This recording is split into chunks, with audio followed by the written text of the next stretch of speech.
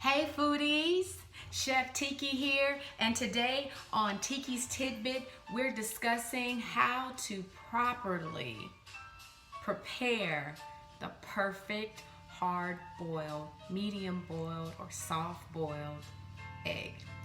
Eggs are one of my favorite things to go to in the morning. I actually prefer a boiled egg over even a scrambled egg. So I'm really meticulous about how I like my eggs prepared. And today I want to share with you how to make sure that your eggs come out to your liking every single time.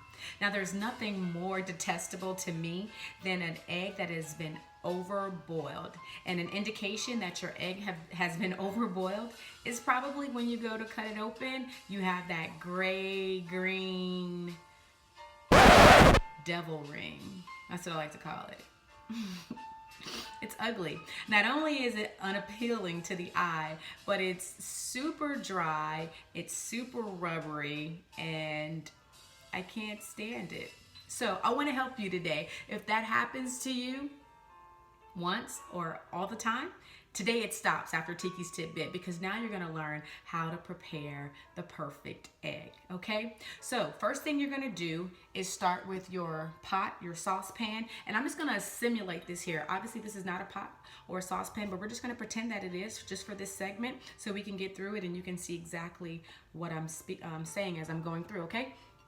So you're going to put your egg, 1, 2, 3, however many eggs you like, into your pot, and then you're going to cover that entire egg with water. And I typically go about an inch or so, a little bit more. It's not like a measuring thing, but make sure the egg is totally covered and submerged in the water, and then give a little bit extra water that you know that the egg is totally submerged there, okay? Then you're going to go straight from there, putting your pot onto the stove, and you're going to put that on a medium heat. Very important that you do that, medium heat.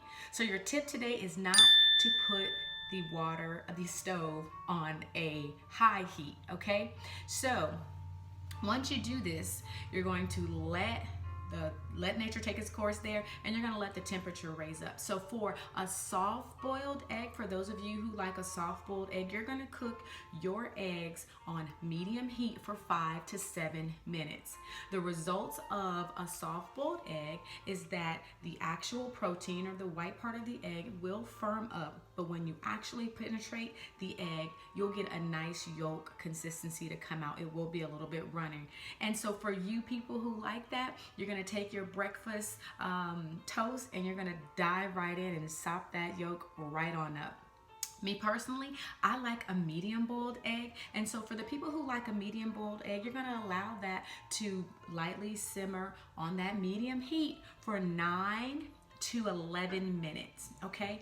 And then the result of your egg is that it will be super moist. The actual yolk will be super moist. You'll still have that firm protein, but the yolk will be really moist and really creamy, okay?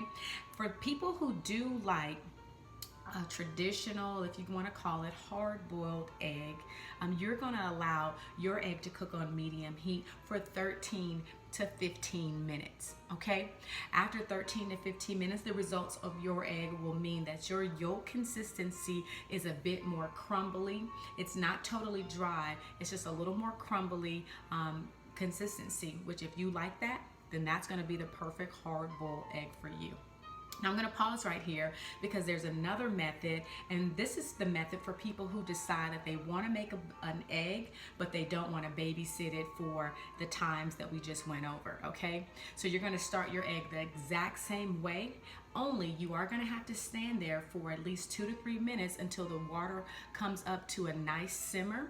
Once the water comes up to a nice simmer, you can then take the pot off of the stove and set it aside. Keep it covered and allow that residual heat to cook your egg from anywhere from 13 to 30 minutes, okay? Then you can come back whenever you finish doing what you're doing, and then you'll be able to enjoy your nice egg, and that residual heat would have cooked that for you, okay?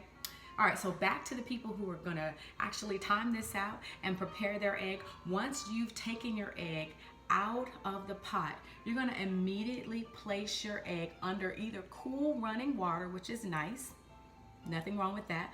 But what I like to do is I like to create an ice bath. Just some ice cubes and some water, and I like to stick my egg in there and shock it. Basically what that's going to do is stop the carryover cooking. Understand, even like with meats, when you take meat off the stove or anything that you're cooking, it's still cooking. It was hot. So that's called carryover cooking. And you want to prevent carryover cooking when you're talking about your eggs, because if you want that soft boiled egg or medium boiled egg or even hard boiled egg and not for it to have that green ring, you want to shock it to stop the cooking process immediately. Not only will it stop the cooking process for you, but also it's going to help you peel the egg much better. So a lot of times we're peeling our eggs and the membrane that's right underneath the shell is sticking to the protein, the white part of the egg, and that makes it very difficult, and your egg is all beat up when you're done, and it doesn't even look like appealing to eat at all. So if you shock it, it also allows it to cool for you so you can handle it, and then you can have a successfully peeled egg. Okay, so after that, I think there's nothing left to do than to enjoy your egg. So let me know how this works for you. Hopefully you're having, from this moment on, successfully, perfectly boiled eggs as I do. Thank you guys so much again for watching. Please, if you want to see a tidbit, keep them coming. I'm getting overwhelmed, but it's okay. I got this. Let me know what you'd like to see in the comments below, and I'll be sure to try to get your tidbit on. Thank you guys again so much for watching. Until next time, I'll see you later. Bye.